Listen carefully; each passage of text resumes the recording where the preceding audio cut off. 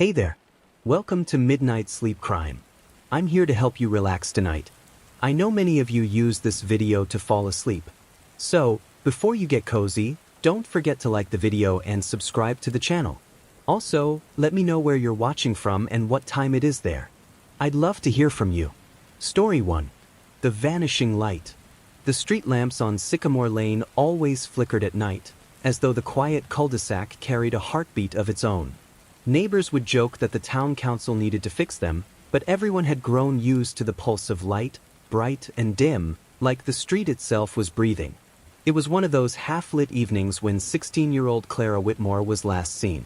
Her mother, Janice, recalled the night vividly, because there was nothing about it, at first, that seemed remarkable. It was a Friday evening in late October, and the neighborhood carried the sense of wood smoke and damp leaves. Clara had finished dinner with her parents and younger brother, Lucas. The family ate in the living room, trays balanced on their laps, watching a sitcom rerun. At some point, Clara excused herself, retreating upstairs to her bedroom. It should have been just another ordinary night. But around 9:30, Janice tapped on Clara's door to remind her to take her laundry down to the basement. The door was locked, something Clara often did when she wanted privacy. Janice called her daughter's name. No answer. She tried again. Nothing. At first, irritation colored her tone. She assumed Clara had her earbuds in, lost in one of her true crime podcasts. But as the minutes stretched, unease crept into her chest. She knocked harder, her voice now edged with panic. Finally, her husband, Mark, came up the stairs, annoyed by the commotion. He tried the knob himself, then banged on the door. Still no answer. By 9:45, Mark had found a screwdriver and jimmied the lock. The door swung open, revealing nothing. The bedroom was empty. Clara's desk lamp glowed faintly, casting a circle of light on her notebook and a half-finished doodle. Her window, usually latched, was open just a crack. A sweater hung loosely off the chair, and her phone sat charging on the nightstand. But Clara herself had vanished. No note. No sound of retreating footsteps. Not a single trace of where she had gone. The neighborhood. Sycamore Lane was the kind of suburban street where nothing ever happened, or so its residents liked to believe. It was a short, tree-lined road on the edge of town, with just 9 houses built in a neat horseshoe. Families there knew each other by name, waved across driveways, and hosted annual block parties in summer. When word spread that Clara Whitmore was missing, unease spread quickly. Neighbors emerged from their homes in pajamas and sweatshirts, craning necks to see what the fuss was. Porch lights flicked on, illuminating the street like a stage. Mrs. Adler, the widow across the street, leaned on her cane and whispered, "I saw her light go out just before 10. I thought nothing of it." Mr. Carr, 3 doors down, claimed he'd heard footsteps on the sidewalk earlier, but dismissed it as kids cutting through. But it was Mr. Baines, the retired mailman next door, who said something that made everyone shift uncomfortably. "I saw someone," he muttered, his eyes squinting behind thick glasses. "Up there, standing by the Whitmore's driveway. Not Clara. Taller. Dressed in black." The police arrive. By 10:15, Janice had called 911. Her voice shook as she described the situation. Her teenage daughter had locked her bedroom door, and when they got inside, she was gone. No, she hadn't left a note. Yes, her phone and purse were still in the room. No, they hadn't heard anyone come in or out. Deputies arrived within 15 minutes. Red and blue lights painted the neat suburban houses with uneasy color. The officers searched the yard, sweeping flashlights across the manicured bushes, the swing set in the Whitmore's backyard, the empty sidewalks. Inside the house, they combed through Clara's room. Her laptop sat on the bed, open to a paused YouTube video. Her curtains fluttered with the cold night air seeping in from the cracked window. "Did she have a boyfriend?" one deputy asked. "No," Janice snapped, her arms wrapped tightly across her chest. "She would have told me." Mark cleared his throat. "There's this kid who's been texting her, I think." Lucas mentioned it. Lucas, only 12, stood in the hallway, pale and trembling. His voice was barely a whisper when he spoke. "She said a boy kept asking her to hang out. She never told me his name." just that he was older. The deputy wrote something in his notebook. Another officer leaned out the window and inspected the ground below. No footprints in the flower bed. No drag marks. The grass was undisturbed. It was as if Clara had simply vanished into the night. The search. By midnight, Sycamore Lane had become a scene out of a nightmare. Search dogs padded across the lawns, sniffing for a trail that ended abruptly at the street. Officers knocked on doors, asking if anyone had security cameras. 2 houses did. At 8:54 p.m., one camera captured Clara walking up her driveway, backpack slung over one shoulder. She glanced behind her once, as though checking for something, before disappearing inside. At 9:17 p.m., another camera, positioned across the street, caught a strange sight. A figure, tall and lean, dressed in dark clothing, was seen standing at the edge of the Whitmore's yard. The footage was grainy, the figure blurred. It never moved closer, just lingered there watching. And then at 9:29 p.m., the streetlight above the Whitmore's house flickered and went out. When it came back on, less than a minute later, the figure was gone. And so was Clara. Theories begin. By dawn, speculation had already begun to swirl. Some neighbors believed Clara had run away. After all, teenagers were unpredictable. Maybe she had a secret boyfriend. Maybe she'd planned it all along. Others, however, were convinced something darker had occurred. The open window. The figure in black. The way the light had gone out just at the wrong moment. Janice rejected the runaway theory entirely. She wouldn't just leave, she insisted to Detective Evelyn Reeves, who had taken charge of the case. Not without her phone. Not without telling me. We were fine. Everything was fine. But Detective Reeves, a woman with sharp eyes and a reputation for digging deep, wasn't so sure. Families always say everything is fine, she said quietly, scanning the room. Until it isn't. The street falls silent. In the days that followed, Sycamore Lane changed. Where once there had been children riding bikes and neighbors chatting over fences, there was now silence. Curtains stayed drawn. Parents kept their children indoors. Every night, the street lamps continued their strange flicker, as though mocking the neighborhood's new unease. And in the Whitmore's house, Clara's bedroom remained untouched. Her doodles still half-finished, her backpack slumped by the desk, her sweater hanging loosely from the chair. It was as though she had just stepped out for a moment, and at any second she might come back. But she didn't. And Sycamore Lane would never be the same again. The empty bedroom. The Whitmore's home became the epicenter of the investigation. What had once been a typical suburban bedroom, strewn with clothes, art supplies, and the faint smell of vanilla lotion, was now sealed off by yellow crime scene tape. The words, "Do not cross," glared across the doorway like a warning to anyone who dared enter. Detective Evelyn Reeves stood in the center of Clara's room, her hands in latex gloves, eyes scanning every detail. She wasn't one to rush. She believed that rooms, like people, told stories.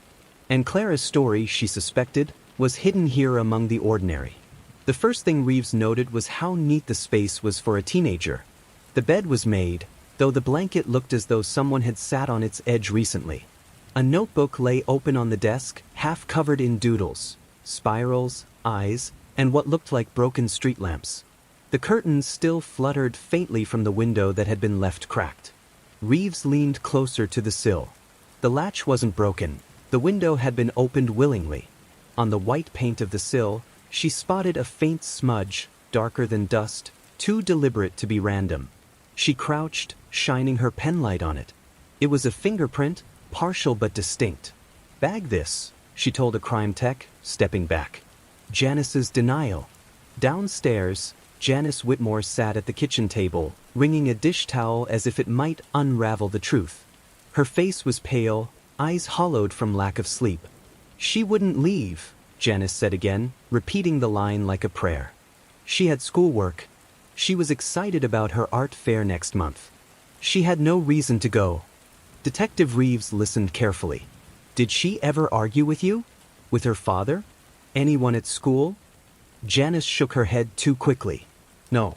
She was a good girl. Quiet. Maybe too quiet." Lucas sat silently beside his mother, staring at the wood grain of the table. He hadn't spoken much since the night of Clara's disappearance. But now he whispered, so softly Reeves almost didn't catch it. She was scared. Janice's head snapped toward him. Lucas. Reeves crouched to meet the boy's eyes. Scared of what, Lucas? He hesitated, glancing at his mother, then back at Reeves. His lower lip trembled. She told me someone was watching her. From outside her window. The kitchen fell into silence. The window watcher. Back upstairs, Reeves replayed Lucas's words in her mind. She stood again at the window, this time leaning out. From Clara's perspective, she would have had a clear view of the street lamp across the yard, the flickering one. And beyond it, the thick line of trees that bordered the cul-de-sac. If someone had been watching, they would have had the perfect vantage point, cloaked in shadows, hidden by the trees, yet able to see everything in Clara's room when the light flickered out. Reeves pulled herself back inside. Something about the street lamp unsettled her. She made a mental note to have the town's maintenance logs pulled. When had it last been serviced? Had anyone reported the flickering before? Or was it perhaps deliberate? The missing items. The tech team worked methodically through Clara's belongings. Her backpack contained only 2 notebooks and a few pens. Her dresser was full of clothes, untouched. Jewelry remained in its box. But 2 things were missing. First, Clara's sketchbook, her prized possession, the one she carried everywhere. Not in her room. Not in the house. Second, her house key. It wasn't on her desk or in her purse. She didn't take her phone, but she took her key and her sketchbook? Reeves muttered, "That's not a runaway. That's someone planning to meet someone else." The empty bed. Reeves moved to the bed. She ran a gloved hand along the comforter, noticing a faint indentation near the foot. Someone had sat here recently. Not Clara. She was meticulous, her mother had said, and the comforter was smooth when she left for dinner. A swab of the sheets revealed a faint trace of ash. Reeves frowned. She knew the smell, cigarette smoke. Yet the Whitmores insisted no one in their home smoked. She looked at the notebook again. The doodle of a broken street lamp. Clara had been drawing the same thing neighbors described the night she disappeared. Was it coincidence or a message? The neighbors' stories. That afternoon, Reeves canvassed the neighbors again. Most claimed to have noticed nothing unusual. But when she knocked on the door of the Carr's house, 3 doors down, their teenage son, Ryan, gave her pause. "I saw her light go out," Ryan said, shifting uncomfortably. "Like, right before 10. Then it came back on, but I swear I saw movement at her window. Like a shadow." Could it have been Clara? Ryan shook his head. Too tall. Like way taller than her. Mrs. Carr quickly pulled her son back, murmuring something about how late it was. But Reeves had already caught the flicker of fear in the boy's eyes. The sketchbook lead. Later that evening, Reeves called Janice and Mark back into the living room. She held up one of Clara's older sketchbooks, which had been found under her bed. Its pages were filled with eerie drawings, faceless figures standing at the end of Sycamore Lane, shadows slipping between houses, street lamps surrounded by dark halos. "Did you know she was drawing these?" Reeves asked. Janice shook her head, horrified. Mark rubbed his temples. "She was imaginative," he muttered. But Reeves didn't see imagination. She saw obsession. Clara had been documenting someone, long before she vanished. The bedroom at night. Reeves insisted on one final step before leaving. She returned to Clara's room just after midnight, when the street outside was silent. She turned off the desk lamp, allowing the flickering street lamp to be the only source of light. As she stood there, the bulb outside buzzed, dimmed, and went black. In the sudden darkness, the window became a mirror, reflecting the room. And for just a heartbeat, Reeves swore she saw movement behind her, an outline in the reflection that didn't match her own. When the light flickered back, the room was empty again. But the unease lingered. Someone had been here. Someone had watched Clara from this very window. And now, Reeves feared, they were watching her too. The neighbor who knows too much. Detective Evelyn Reeves had investigated her fair share of missing persons, but something about Sycamore Lane felt different. It wasn't just the flickering street lamps, the eerie quiet, or the sense of dread that seemed to thicken the air. It was the way the neighbors looked at one another, as though everyone had secrets, and no one was willing to share. One name kept surfacing as she went door to door again: Arthur Baines. The retired mailman lived alone in the narrow two-story house right next to the Whitmores. He'd been on the block the longest, more than 30 years, and prided himself on knowing everyone's business, as some of the younger families put it. That reputation, coupled with the fact that he was the first to mention seeing a mysterious figure near Clara's yard, made him impossible to ignore. The house next door. Arthur Baines's house was cluttered, its front porch crowded with wind chimes that clattered even in the still air. The curtains were always drawn tight, but the porch light never went off. Reeves arrived just after noon, accompanied by Officer Delgado. When they knocked, Arthur appeared quickly, as though he'd been expecting them. He was tall but stooped, his wiry frame draped in a cardigan that hung loose off his shoulders. His glasses magnified his eyes, giving him a perpetually startled look. "Detective," he greeted, his voice raspy. "I knew you'd be coming around sooner or later." "Mr. Baines," Reeves replied evenly. "We'd like to ask you a few more questions about the night Clara disappeared." He nodded, stepping aside to let them in. The interior smelled of mothballs and something stronger, tobacco smoke, faint but present. Reeves's eyes flicked to the ashtray by his recliner. Half-burned cigarettes sat in it, their ends marked by a distinctive filter. Her mind immediately connected it to the trace of ash found on Clara's bedsheet. The story he told. They settled into his cluttered living room, Delgado perching on the edge of the sofa while Reeves leaned against a bookcase. Arthur took the recliner, folding his long fingers in his lap. "I already told the officers what I saw," he began. "A figure. Standing in the Whitmore's driveway. Around 9:30. I couldn't make out the face, it was too dark, and the street lamp flickered out at the worst time. But they were tall, taller than the girl, that's for certain." "Male or female?" Reeves asked. Arthur hesitated. Could have been either. But the way they stood, broad shoulders, stiff. "My guess? Male." "Did you see Clara leave the house?" He shook his head. "That's the strangest part. I was watching the whole time. I never saw her come out. Just gone." Delgado leaned forward. "And you're certain you weren't mistaken? That it wasn't Clara herself you saw?" Arthur's magnified eyes sharpened. "I've lived here longer than anyone else on this street. I know Clara. That wasn't her." The things he shouldn't know. At first, his account lined up with the timeline. But then, as Arthur continued speaking, Reeves noticed something troubling. "She left her phone behind, didn't she?" he said suddenly. "And her sketchbook's gone." Reeves stiffened. That detail hadn't been released to the public. "How do you know that, Mr. Baines?" Arthur blinked rapidly, as though realizing his mistake. "Well, people talk, don't they? I heard Janice mention it when the officers came around last night." But Reeves had been present. Janice had never said anything about the missing sketchbook in front of the neighbors.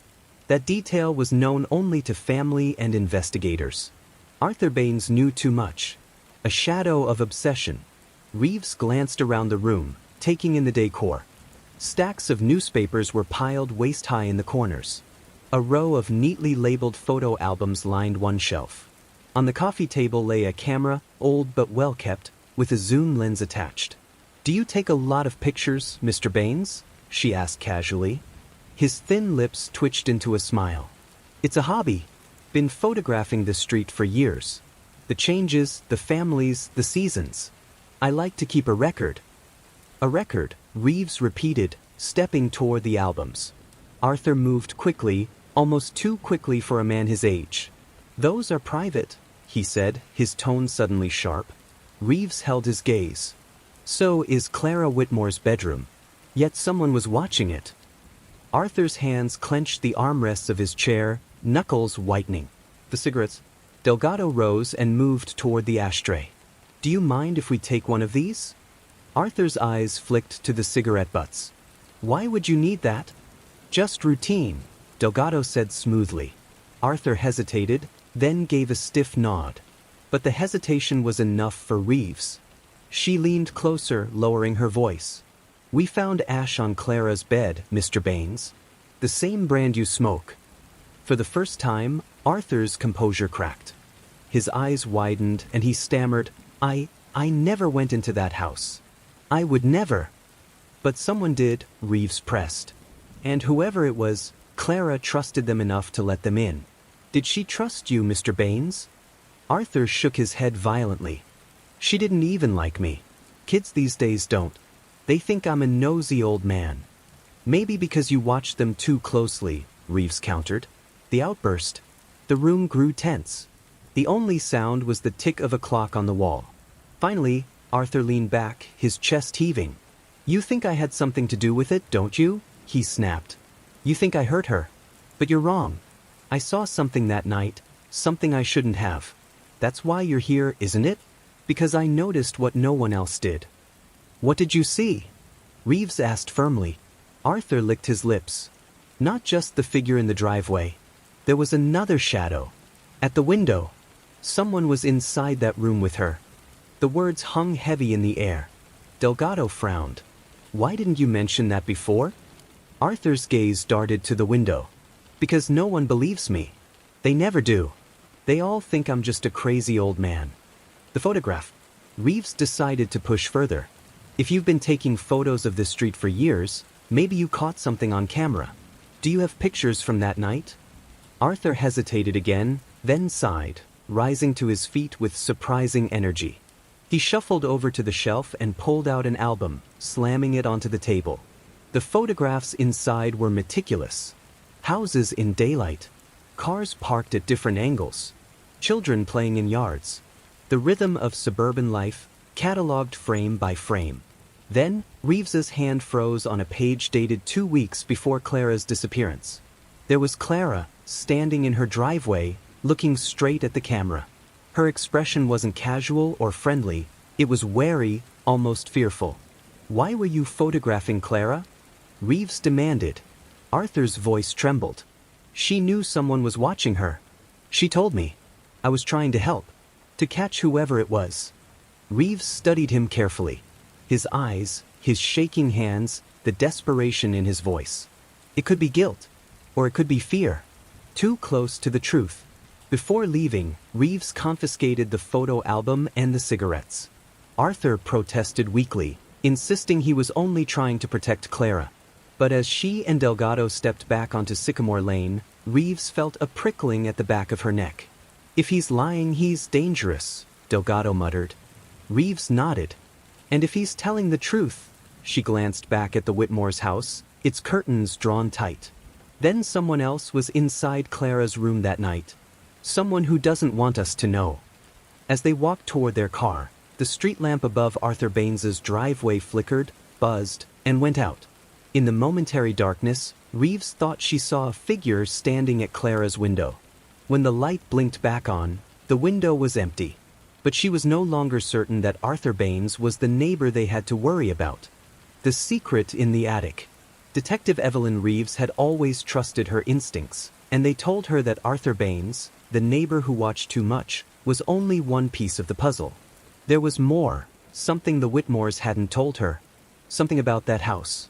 The night after questioning Arthur, Evelyn couldn't shake his words. There was another shadow. At the window. If Arthur was lying, he was a manipulative old man inserting himself into the case. If he was telling the truth, then someone had indeed been inside the Whitmore home before Clara vanished. Either way, Reeves knew the answer wasn't just across the street. It was inside the Whitmore's house itself. The house revisited. When Reeves arrived at the Whitmore's home the following morning, the mood inside was tense. Janice sat stiffly at the kitchen table, sipping coffee, her hands trembling slightly. Edward hovered near the back door, as though waiting for someone to come through it. "Detective," Janice greeted, her voice hoarse. "Have you learned anything?" "Still working through it," Reeves said carefully. "But I'd like to take another look around Clara's room. This time, I'll need access to the attic as well."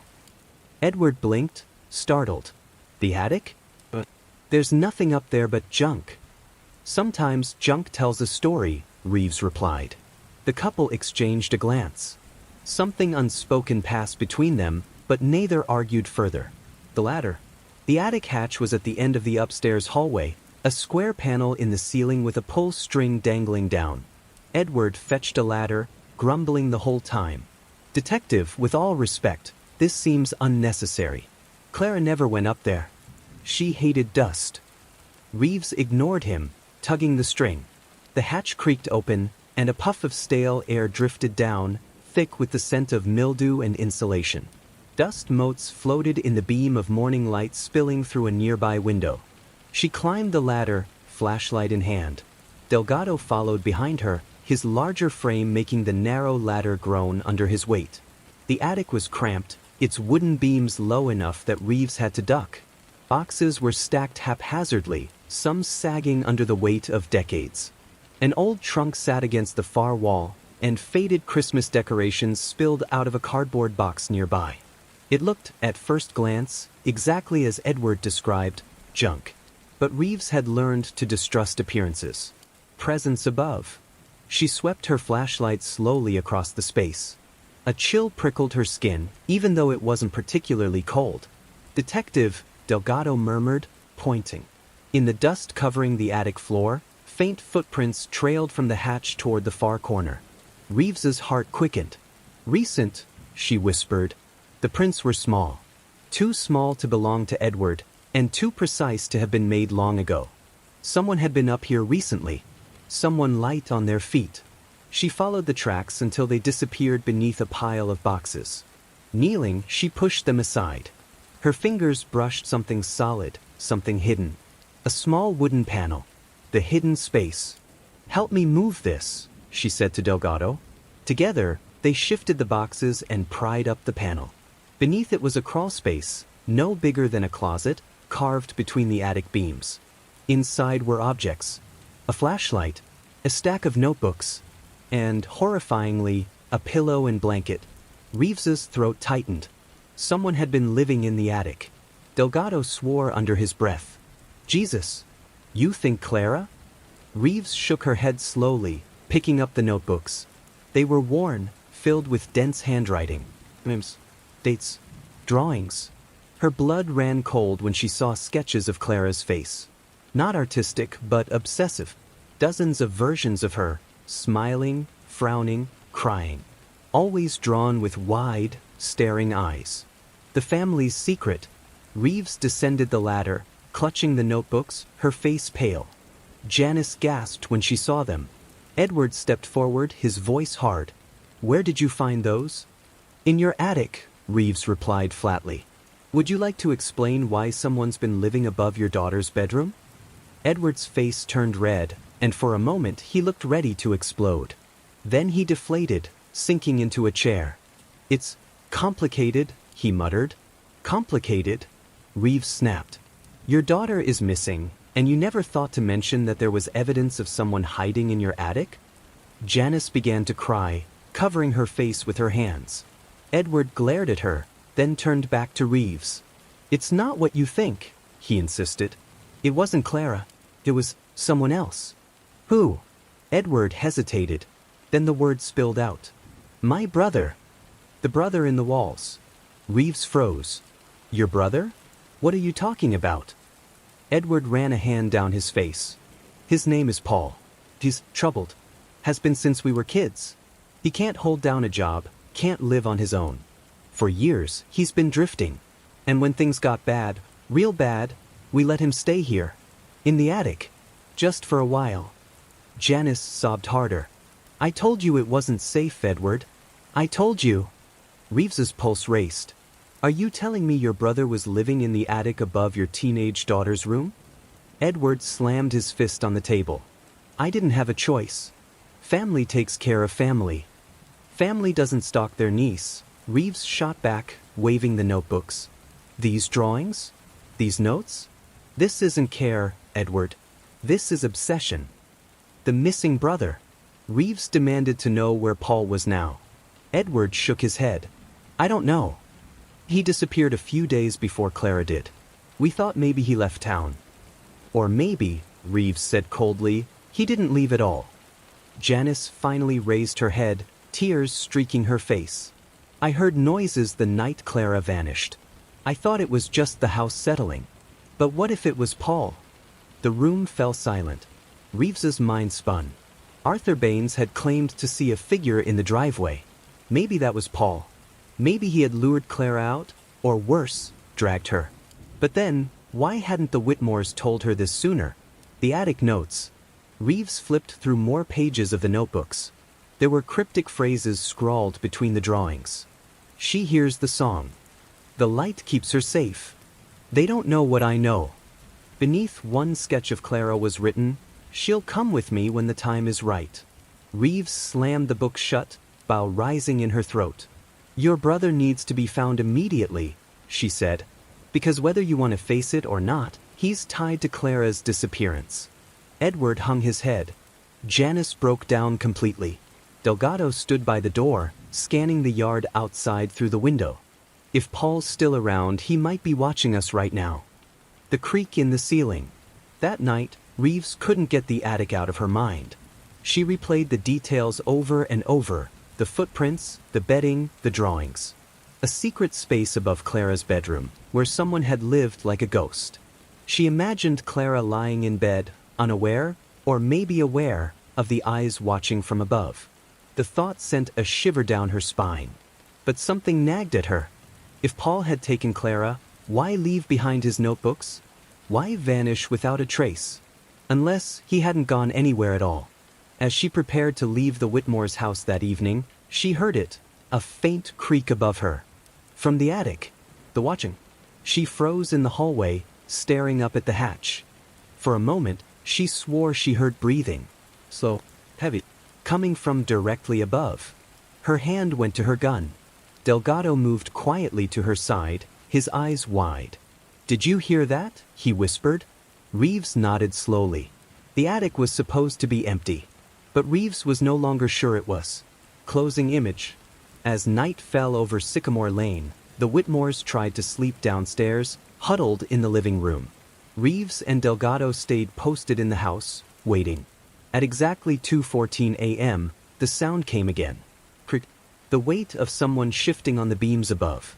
Reeves's eyes snapped open. Someone was still in the attic. The man in the rafters. The attic hatch loomed above Detective Evelyn Reeves like a mouth waiting to open. The soft creaks had silenced for now, but the air in the Whitmore house was still thick, oppressive, like something unseen lingered in the rafters, just out of sight. Delgado shifted uneasily beside her, one hand on his holster. "If someone's up there, they know we're down here," he muttered. Reeves nodded. Her heart hammered, but her voice was calm. "Then we don't wait until they make the next move. We go up." Edward and Janice sat huddled on the living room couch. Edward's face was pale but angry, his jaw set tight, while Janice clutched a blanket around her shoulders, shaking. "Detective, please," Janice whispered. Don't stir him. If it's Paul, he's dangerous." Reeves turned sharply. "You should have told me about him from the start. Your daughter might still be alive if you had." Janice burst into tears again, but Reeves didn't wait for Edward's defensive reply. She climbed the hallway ladder, flashlight in one hand, pistol in the other. Delgado followed close behind. Into the dark. The attic smelled of dust and mildew, heavier than before.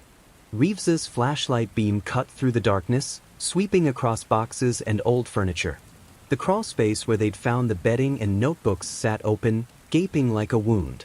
The air was silent, too silent. "Paul?" Reeves called, her voice firm but steady. "It's Detective Evelyn Reeves. We know you've been staying up here. We need to talk." Her words echoed softly off the beams. No reply. Delgado muttered, "I don't like this. Place feels wrong." Then, faintly, above them, scritch scritch. Reeves's flashlight darted upward. The sound wasn't on the floor, it was in the rafters. The shape in the shadows. The attic ceiling was crisscrossed with thick beams, dusty and uneven. For a moment, Reeves thought the sound was just rats. Then she saw it.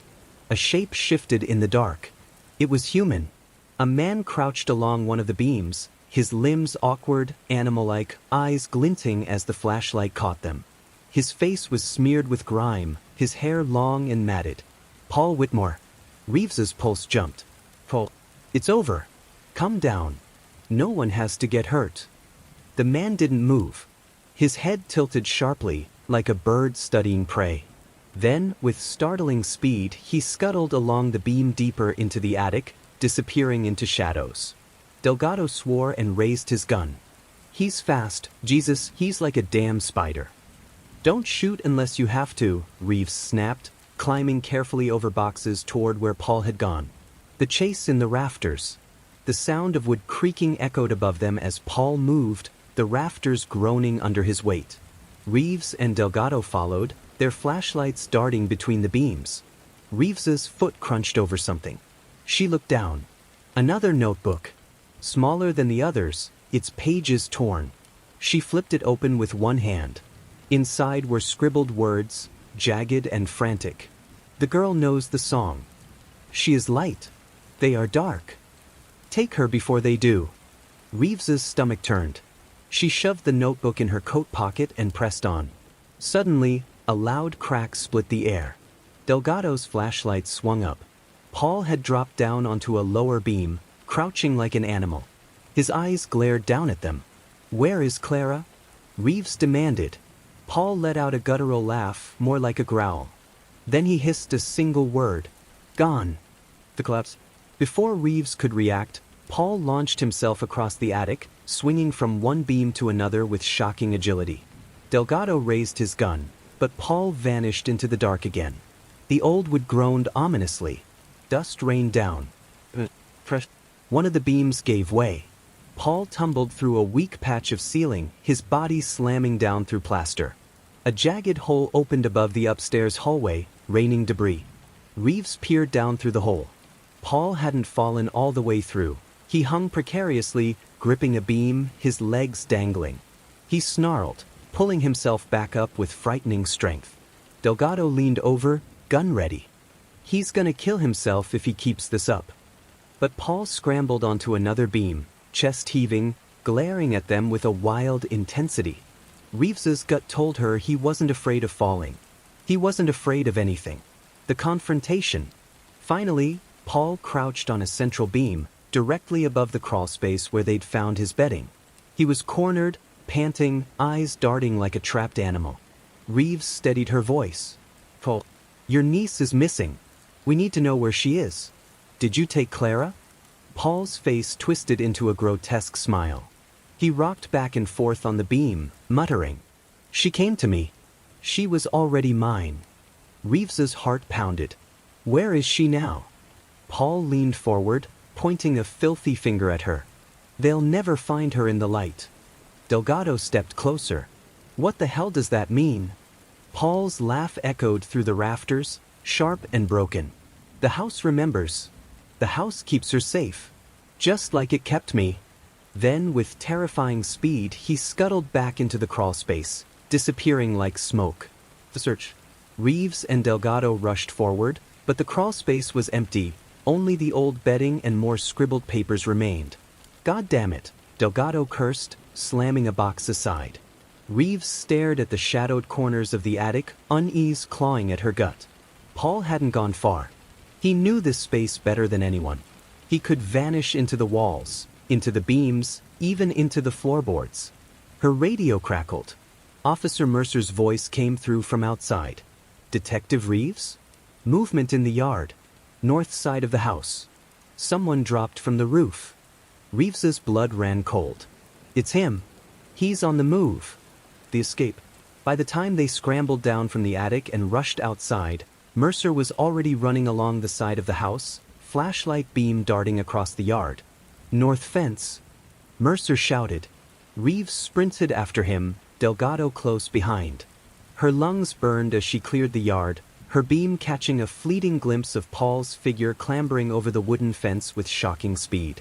Paul, stop, she yelled. But he vanished into the tree line beyond the property, swallowed by the woods. Reeves stopped at the fence, chest heaving, frustration surging through her. Paul Whitmore, the man who had lived in the rafters, who had drawn Clara over and over, who had whispered about songs and light, was gone. But not for long. The evidence. Back inside, Reeves spread the notebooks across the Whitmores' dining table. Edward sat silent, his face gray, while Janice clutched her rosary beads, rocking back and forth. "This was your responsibility," Reeves said sharply to Edward. "You brought him into this house. You let him live above your daughter's room. And now she's gone." Edward slammed his fist on the table, but his eyes were wet. "He wouldn't hurt her. He's my brother." Reeves pointed at one of the drawings, a crude sketch of Clara crying. "He already has." The notebooks were more than just scribbles. There were maps, rough sketches of hallways, trapdoors, crawlspaces. And at the bottom of one page, in bold letters, were the words, "The path is ash. The rafters sing." Reeves felt a chill run down her spine. This wasn't just about Clara anymore. Paul's ramblings hinted at something older, something tied to the house itself. Closing image. That night, Reeves sat in her car outside the Whitmore home, notebook in her lap, replaying Paul's words over and over. "They'll never find her in the light. The house remembers. The rafters sing." The image of his body crawling across the beams replayed in her mind, his eyes gleaming like a predator. Somewhere in those shadows, Paul knew where Clara was. And Evelyn Reeves swore she would tear the house apart beam by beam if that's what it took to find her. The girl in the walls. Detective Evelyn Reeves had always been practical. She believed in evidence, not whispers. But the Whitmore house was pushing her patience to its limits. Every creak in the floorboards, every whisper of air through the vents, felt like someone else was inside with them. Not Paul, not just Paul, but Clara too. Somewhere close, almost too close. And the words from Paul's notebook would not leave her mind. The house remembers. The rafters sing.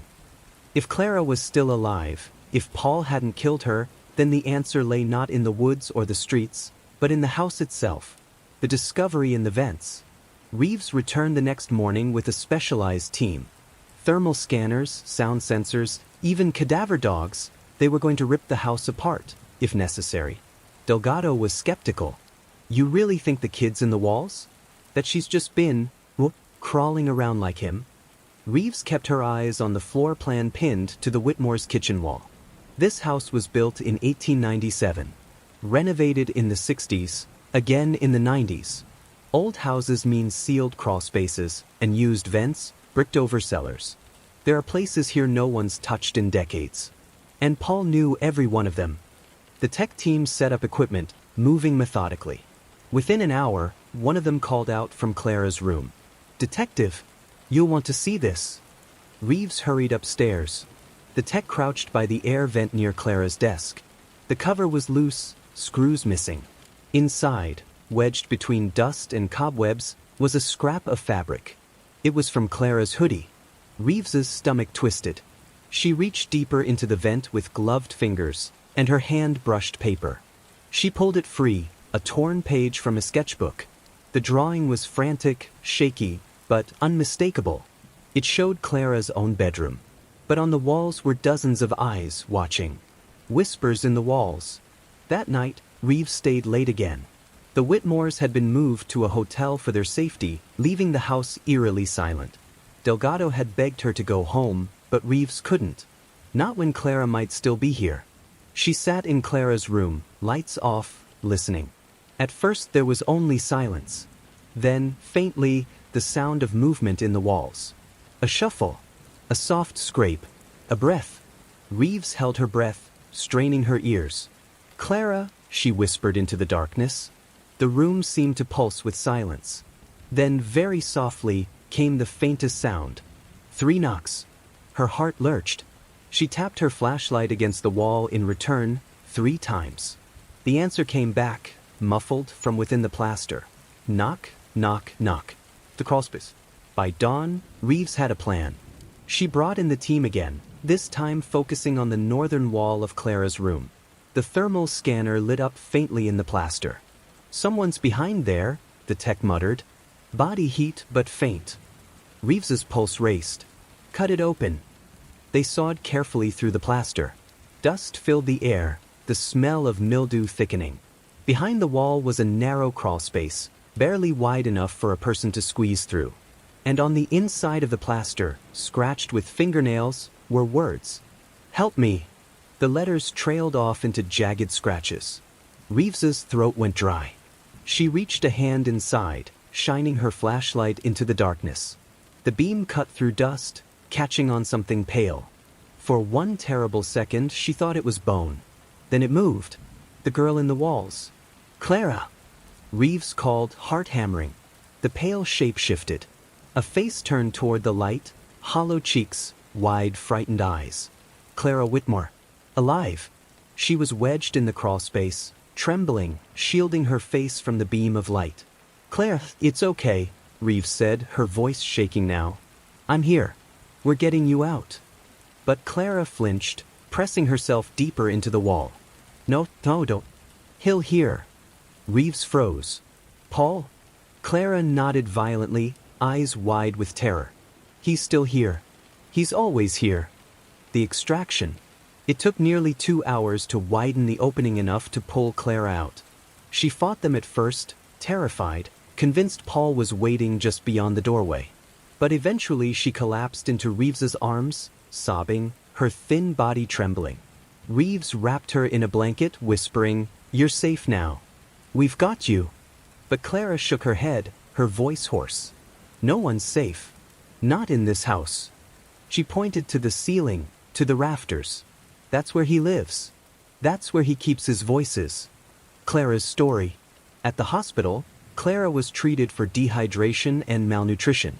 Reeves sat beside her bed, gently coaxing her to speak. Through tears and whispers, Clara explained what had happened. "He came into my room the night the light went out. I thought it was a dream at first. He said he was my uncle, but he wasn't like before. He whispered things about the house. About how it remembered everyone who had lived here." Her eyes grew distant, haunted. "He said the house needed me, that the walls wanted me inside them. And then he pushed me into the crawl space. He said I had to stay until the house was done with me." Reeves's skin crawled. "How did you survive in there?" Clara's hands twisted in her blanket. "Sometimes he gave me food. Crackers, water bottles. Thomas. I think he wanted me to draw for him. I left sketches in the walls. But mostly I just listened. To the house. To him. To the voices." Reeves leaned forward. "Voices?" Clara nodded, trembling. "The people who were here before. He says they never left. And at night, I could hear them whispering through the rafters." Paul's return. That evening, as Reeves left the hospital, Delgado pulled her aside. His face was pale, eyes wide. "We've got a problem." "What?" He handed her a crime scene photo from earlier that afternoon. It showed the crawl space where Clara had been found. But now, on the inside wall, fresh scratches had appeared. Words that hadn't been there when Clara was pulled out. In jagged letters, it read, "She is mine." Reeves's blood ran cold. "Paul." Delgado nodded grimly. "He came back. The man in the walls." That night, officers were stationed around the Whitmore house. But the structure was old, full of gaps, crawl spaces, and tunnels. Watching the outside meant little if Paul could move through the inside. At 2:37 a.m., Officer Mercer reported movement in the attic. Reeves was the first up the ladder, Delgado close behind. The attic was silent, except for the faint groan of wood. Her flashlight beam swept the rafters. There, just for a second, she saw him. Paul, crouched in the beams, grinning down at them. His hands were raw, bloodied from scratching into the plaster. His eyes glowed with feral intensity. And then he whispered, voice carrying through the darkness. "You can't take her. She's in the walls now. She belongs to the house." He scuttled deeper into the rafters, vanishing into the shadows. Reeves gritted her teeth. This wasn't over. Clara was alive, but the man in the walls was still out there. And as long as he was, no one in the Whitmore family would ever be safe. The House of Echoes. Detective Evelyn Reeves had hunted killers before. But Paul Whitmore, whatever he had become, wasn't just a fugitive. He was a phantom of the house itself, moving through walls and rafters as though the building had been built for him. The Whitmore home wasn't just a crime scene anymore. It was his territory. And Reeves was starting to fear that Clara hadn't been the only one Paul had ever hidden inside it. Whispers in the night. The police had secured the perimeter of the Whitmore property, but inside, the house refused to be tamed. Reeves stayed overnight with a small team. Every groan of the floorboards sounded deliberate. The walls carried faint vibrations, as though whispers were riding through the wooden beams. At 1:12 a.m., Reeves sat alone in Clara's room, recording notes when she heard it. A voice. Not a shout, not even speech, just a low hum. A hymn. The sound drifted down through the vent, low and melodic, the same tune Clara had once hummed absent-mindedly while sketching. Reeves froze, listening. The voice wasn't Clara's. It was deeper, off-key, echoing. She grabbed her flashlight and radioed Delgado. "He's here. North side vents. Move." The humming cut off instantly, replaced by silence.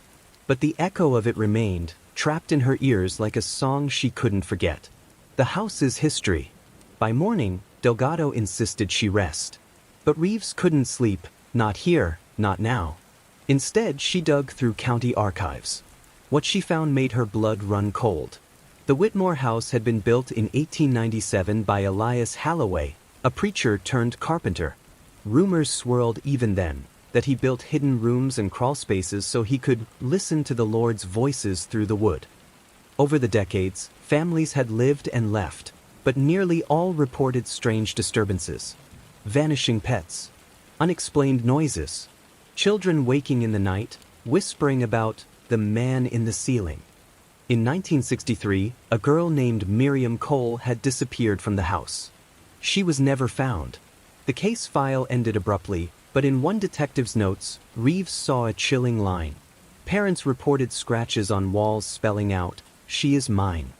The exact phrase Paul had left. Reeves sat back, chilled to the bone. Paul wasn't inventing these horrors. He was carrying them forward. Clara speaks. Reeves returned to the hospital. Clara was stable, but she barely spoke above a whisper. When Reeves sat beside her, Clara's eyes flicked nervously toward the vents in her room, as if she expected Paul to crawl out of them. "Clara," Reeves said softly, "I need you to tell me what he said to you. About the house. About why he kept you there." Clara hesitated, clutching the blanket. "He said the house listens. That it remembers everyone who's ever lived here. He told me if I stayed in the walls, I could hear them too. At first, I thought it was just him whispering. But then..." Her lips trembled. "Then I started hearing others. Voices I didn't know. A girl crying. A man praying. Sometimes, they sounded angry." Reeves swallowed hard. "Do you think they were real people? People who were taken?" Clara nodded slowly. "He said they're still here. He said the house keeps them. The search for Miriam Cole." The name Miriam Cole gnawed at Reeves. She tracked down Miriam's surviving brother, now an old man living 2 counties over. When Reeves explained why she'd come, his face paled. "I was 8 when Miriam vanished," he said. "We searched for days. My father. He swore he heard her crying in the house for weeks after. But no one believed him. He said it was the house itself that had taken her." Reeves leaned forward. "Did you ever hear the voices yourself?" The old man hesitated. Then he whispered, "Yes. Sometimes, at night, I still do. In my dreams, it's like the house is calling me back." Night watch. Back at the Whitmore home, the team prepared for another night. This time, Reeves ordered motion sensors and cameras in every room, every vent, every crawl space. But the house seemed to mock them. At 2:03 a.m., the cameras caught movement in 3 places simultaneously: the attic, the basement, and Clara's room. Reeves and Delgado sprinted upstairs. The attic hatch was ajar. Dust rained down from the ceiling. "Paul!" Reeves shouted. Her voice echoed through the beams.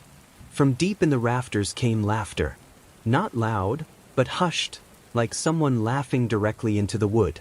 The sound traveled, bouncing through the structure until it was impossible to pinpoint. Then came the voices. Not Paul's. Dozens of whispers, overlapping, filling the house. Pleading, crying, chanting. The cameras flickered. The motion sensors went wild. And then, all at once, silence. Reeves's heart hammered in her chest. What the hell was that? Delgado's face was pale. Echoes.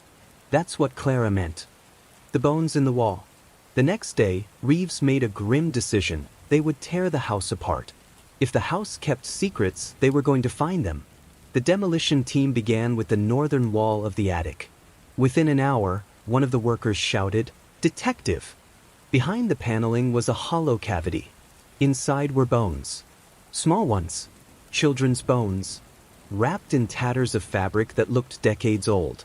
Reeves's stomach turned. She thought of Miriam Cole. Of the crying voices Clara had heard. Paul hadn't started this.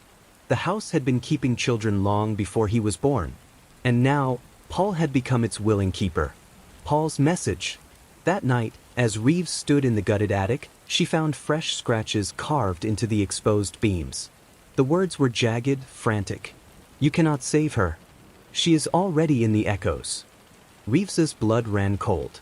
He wasn't just after Clara. He wanted her too. The house speaks. At 3:19 a.m., the house erupted. Every vent, every wall, every crawlspace carried sound.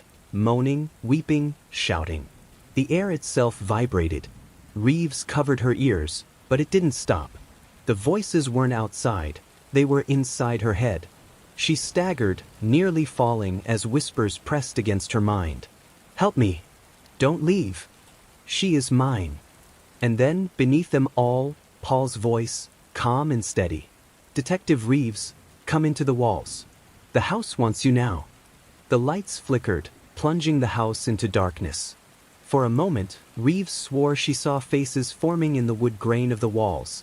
Dozens of them, pale and contorted, their mouths open in silent screams. The House of Echoes was alive. And it had chosen her. Clara's warning.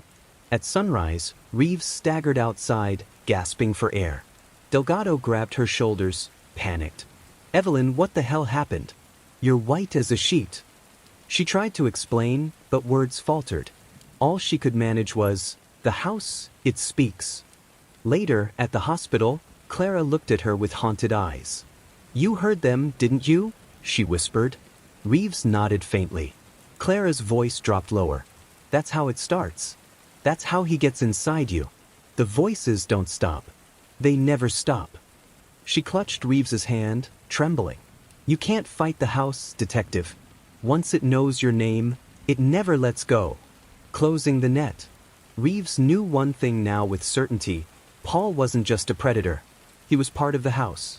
And if they didn't stop him, Clara's nightmare would spread to anyone who stepped inside. She turned to Delgado, her voice steady despite the fear in her chest. "We're not just hunting Paul anymore. We're dismantling this house brick by brick until there's nothing left for him to hide in." The keeper of secrets. The Whitmore house had revealed its bones, literally. The attic cavity filled with skeletal remains had been catalogued, sealed, and photographed, but Reeves knew the discovery was only the beginning. Each bone carried a story, a name, a scream that had once rattled the rafters before becoming part of the echoes. But even as the crime scene unit carted bags of evidence out, she couldn't shake the words carved into the wood. "She is already in the echoes." The message wasn't just a threat about Clara. It was a warning, a declaration. And the more Reeves thought about it, the more she realized Paul Whitmore hadn't been lying when he said the house listened. It wasn't just a hiding place. It was a witness. Maybe even a participant. The blueprint. Reeves knew the only way to understand the house was to see it from the inside out. She drove to the county records office, where dusty shelves held property deeds and building permits going back a century. It took 3 hours and a thin layer of dust on her coat before she found what she wanted, the original blueprint of the Whitmore home. At first glance, it was ordinary, 2 stories, attic, basement. But then she noticed something strange. The dimensions didn't match. The listed square footage exceeded the visible space of the house by nearly 600 feet. Hidden rooms. Her pulse quickened as she traced the margins with her finger. Small cavities behind walls. Dead-end hallways that weren't supposed to exist. But what chilled her most was the basement drawing. A section of wall was marked with a faint symbol, an eye. No labels, no measurements. Just a hand-drawn eye. It had been added later, in darker ink. Reeves snapped photos of every page. She needed Delgado to see this. Paul's legacy. Back at the precinct, Delgado studied the images, his brows furrowed. "You're telling me the house is bigger than it looks?" he said. Reeves nodded. 600 square feet are unaccounted for. Hidden spaces Elias Holloway built in 1897. And I think Paul's family knew about them all along. They weren't just living in that house, they were keeping it. Delgado rubbed his temples. So Paul wasn't the first. No. He was the heir. Reeves leaned forward, her voice low. He wasn't just Clara's captor. He's the house's keeper. Someone had to maintain it, feed it, keep its history alive. That's what the echoes are. A record of everyone who ever vanished inside. Delgado stared at her. "You're saying the house remembers?" Reeves swallowed. "It does more than remember. It speaks." Clara's warning deepens. Reeves visited Clara again, careful to keep her voice steady. "Clara, I need you to think. Did Paul ever mention the hidden rooms? Spaces you couldn't reach?" Clara's hands tightened around her blanket. Her eyes darted toward the vent as though Paul might be listening even now. "He called them the chambers," she whispered. "He said that's where the voices live. He'd take me there sometimes, but only when he wanted to scare me." Reeves's chest tightened. "What did you see in the chambers?" Clara shook her head. "Darkness. Always darkness. But you could feel them. Cold hands brushing your skin. Breathing in your ear. And sometimes," her voice faltered, "sometimes I thought I heard children crying." Reeves forced herself not to recoil. Clara wasn't describing hallucinations. She was describing the bones in the attic. "Did Paul ever say why he brought you there?" Her voice dropped even lower. "He said I had to learn the house's secrets. He said one day it would be mine." The keeper's journal. 2 nights later, Reeves returned to the house with Delgado and 2 forensic officers. Using the blueprint as a guide, they broke through a false wall in the basement. Behind it was a narrow passage, coated in dust. The air was damp, heavy with mildew and something fouler, something that smelled like decay. At the end of the passage was a small wooden chest. Inside, wrapped in rotting cloth, was a book. A journal. Its leather cover was cracked, its pages yellowed, but the handwriting inside was clear and sharp. The author was Elias Holloway, the preacher turned builder. And what he wrote was madness. The preacher's madness. Reeves read aloud, her voice echoing in the cramped chamber. "The house is my covenant. Each beam, each nail, each hidden door is a vessel for the Lord's voices. But the Lord does not speak with kindness. He demands sacrifice. He demands that the walls be fed, that the wood remember." Her hands trembled as she turned the page. "The children cry, but their voices are sweet to him. He keeps them here with me in the chambers. Their bones will rest in the house until the day he calls me home. Then another will take my place. The keeper of secrets must endure, so that the covenant is never broken." Reeves shut the book, her pulse pounding. The keeper of secrets. Paul hadn't invented the role. He had inherited it, from a line of men who had turned faith into horror. The house reacted. That night, as they prepared to leave, the house seemed to shift. Floorboards groaned, though no one moved. The air pressed heavy against their chests. Then, faintly, from the walls. "Do not betray the covenant." Delgado's face drained of color. "Tell me you heard that." Reeves's throat was dry. "I heard it." The officers fled, one vomiting in the yard. But Reeves stayed frozen in place, staring at the beams. The voice hadn't been Paul's. It had been older. Stronger. The voice of Elias Holloway. Delgado's doubt. Back at the precinct, Delgado slammed his fist on the desk. "This isn't just a case anymore, Evelyn. This is a curse. Cult. Whatever it is, we're in over our heads." Reeves leaned forward, her voice like steel. "That's exactly why we can't walk away. Paul believes he's the keeper now. He's not going to stop until he brings Clara back into that house, or drags someone else in. If we don't end this, the covenant continues." Delgado shook his head. "And how do you end something like this?" Reeves didn't answer. Because she didn't know. Paul's return. At 3:47 a.m., Reeves's phone buzzed. A new voicemail. She played it, and the sound made her blood run cold. Paul's voice. Soft, measured, almost tender. Detective Reeves. You've read the book, haven't you? Now you know what I am. I am the keeper of secrets. And soon you will be too. The house has already chosen you. You hear the voices, don't you? They call for you in the dark. You can fight it, but you cannot win. The covenant does not end. It only passes on. The message ended with the faintest sound, humming. The same hymn Clara had heard. The same one that echoed in the rafters. The house's choice. That night, Reeves couldn't sleep. Every creak of her apartment made her flinch. She kept hearing whispers at the edge of her hearing. Sometimes her name, sometimes a child crying. When she finally closed her eyes, she dreamed of the house. Its doors stretched taller than they should, its windows dark pits. She walked inside and the walls breathed around her, whispering with hundreds of voices. At the end of the hall stood Paul, smiling faintly, holding out his hand. "Come, Evelyn," he whispered. "The house wants you now." She woke gasping, her sheets soaked in sweat. The echoes weren't staying in the house anymore. They were following her. The next morning, Delgado found her at her desk, pale and haggard, staring at the preacher's journal. "Evelyn," he said quietly, "you need rest. You're unraveling." She looked up at him, her voice hoarse. "I'm not unraveling, Delgado. I'm becoming what Paul said. The keeper." Delgado froze. "Don't say that." Reeves's eyes burned with exhaustion and terror. "I don't want it, but I can feel it. The house has chosen me." She slammed the journal shut. "Which means we only have one choice left. We don't just arrest Paul. We don't just demolish the house. We destroy the covenant. Completely. Or it'll never stop." But even as she said it, she knew the truth. The covenant wasn't bound to wood or walls. It was bound to her. And Paul was waiting for her to take her place. The trial of voices. The Sycamore County Courthouse was built of stone and oak, a proud monument meant to project order and justice.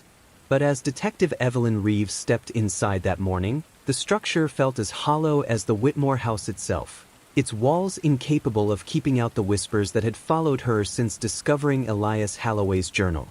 Paul Whitmore was on trial for kidnapping, unlawful imprisonment, multiple counts of homicide, and desecration of human remains.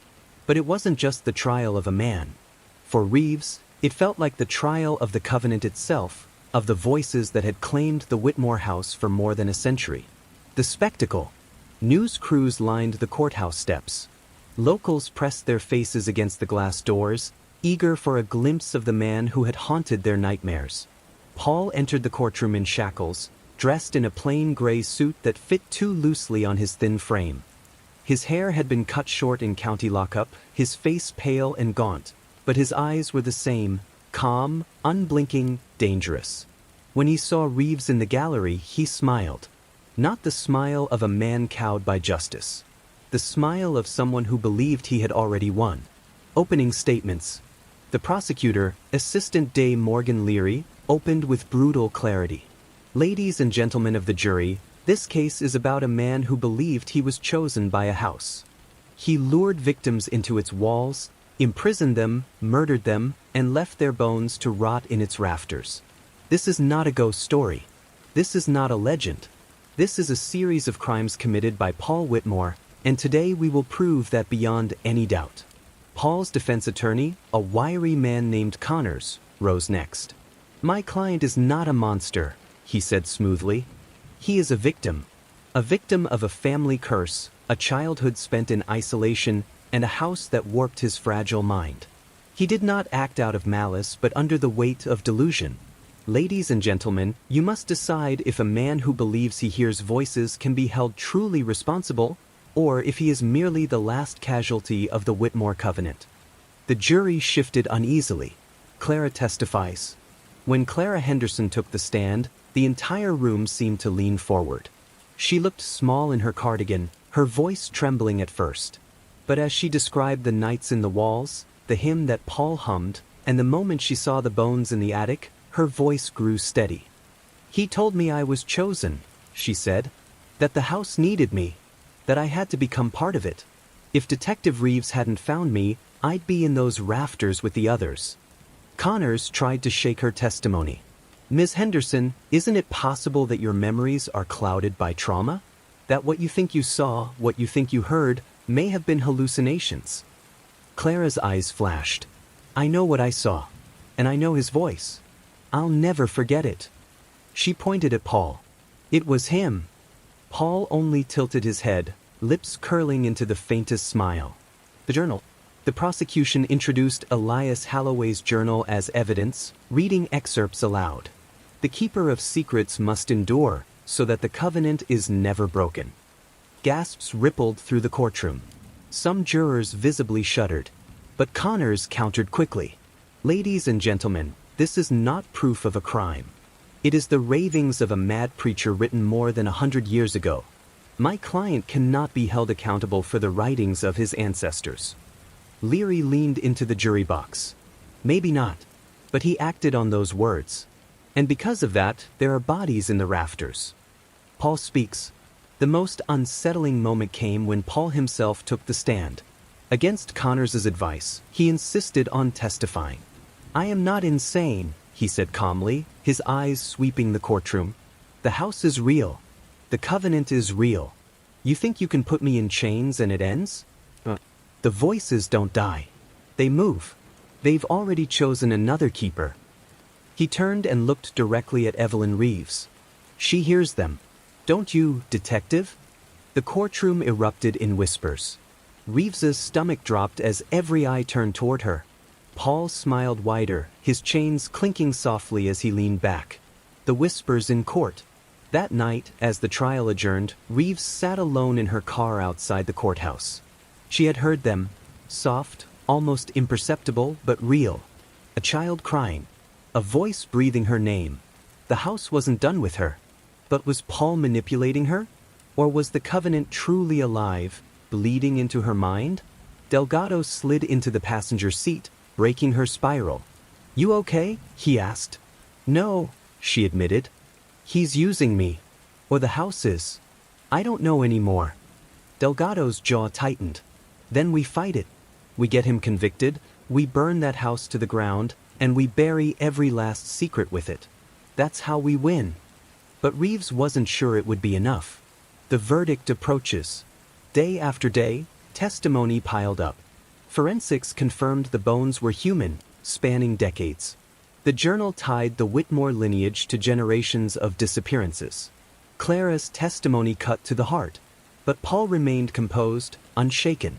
To him, the trial wasn't about guilt or innocence. It was a performance.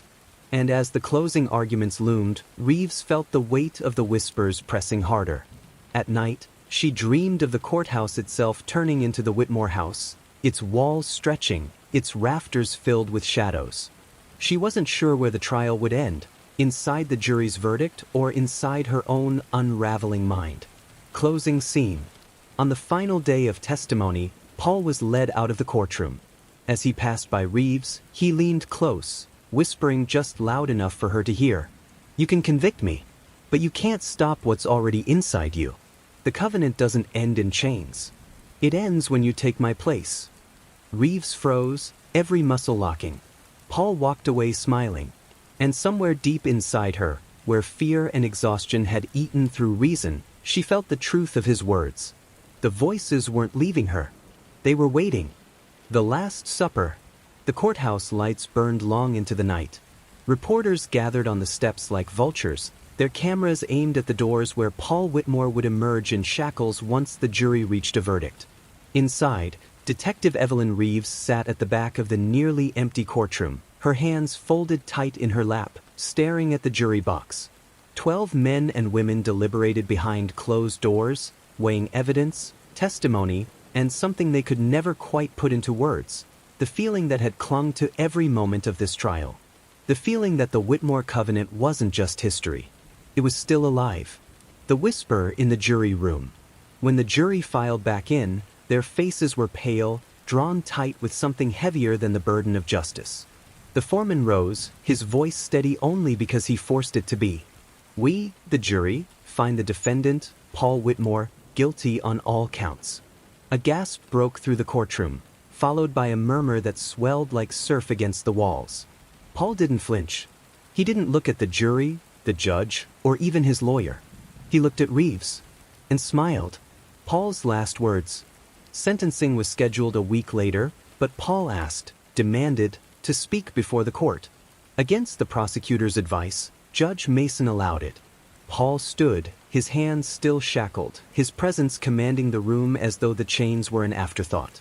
"You believe you've won," he began, his voice low, steady.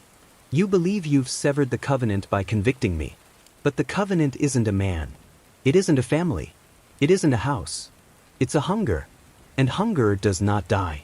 It waits." He turned again to Reeves. "The keeper is chosen. The keeper endures. The voices don't whisper to me anymore. They've chosen their next." The judge banged his gavel furiously. "That's enough, Mr. Whitmore." But Paul only laughed, a sound that chilled the room. "The Last Supper is set. And she already has her seat at the table." He was dragged out screaming the words, his laughter echoing down the marble halls until it faded into silence. The empty house. The Whitmore house had been locked, its windows boarded, its doors sealed with county chains. But Reeves knew she couldn't let it stand. The jury's verdict might have closed Paul's chapter, but the story wasn't finished. She returned at dusk with Delgado, a warrant in hand for demolition. Bulldozers waited at the edge of the property, their engines idling low, headlights glowing like watchful eyes. Reeves walked the rooms one last time. The wallpaper peeled like dead skin. The rafters above groaned with the weight of silence.